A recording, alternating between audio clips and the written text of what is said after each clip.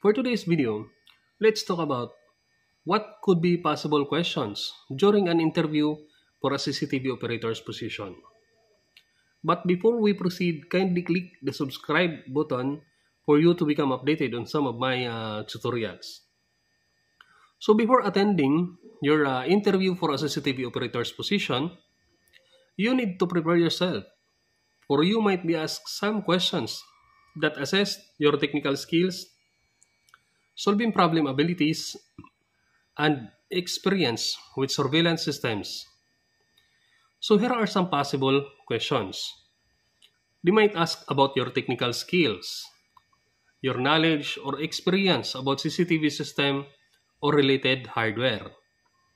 Then the type of cameras you are familiar with. For example, analog cameras, IP-based, or PTZ. If you can troubleshoot common CCTV problems or malfunctions. So in some regions, CCTV is also the control room. You might be asked if you know how to operate a telephone or to read and trace active alarm zone on fire alarm control panel. Then number 2 is your operational procedures. So this includes the steps you take to ensure CCTV system is functioning correctly. For example, when there's a problem or how to fix when there's a problem on the time and date of the CCTV, or how to check the storage status of your CCTV, or the way you handle a situation where a camera goes offline or shows a malfunction. Then your process for reviewing and managing recorded footage. Then what are the information you need to ask when someone is requesting for a CCTV footage?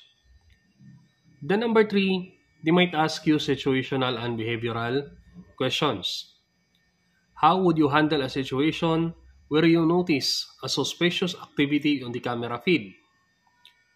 Or they may ask an example of a time when you identified a security issue through CCTV monitoring. Then what actions you did? Or how do you prioritize tasks during high traffic periods or when multiple incidents occur simultaneously? Then, number 4 is your communication and teamwork. The way you communicate findings or issues with other team members or security personnel. They might ask you an example of how you collaborated with others to address a security concern. They may also ask if you know how to use radio, the phonetic alphabet, and 10 codes. Or they might ask an example on how you make a written report on your findings on CCTV while you are monitoring. Number 5 is the privacy and legal considerations you need to keep in mind while operating CCTV systems. So, how do you ensure compliance with data privacy or data protection regulations when handling recorded footage? They may also ask you about your knowledge about data privacy. So, these are the possible questions, and these questions aim to gauge your competence in operating CCTV systems. So, that's it for now.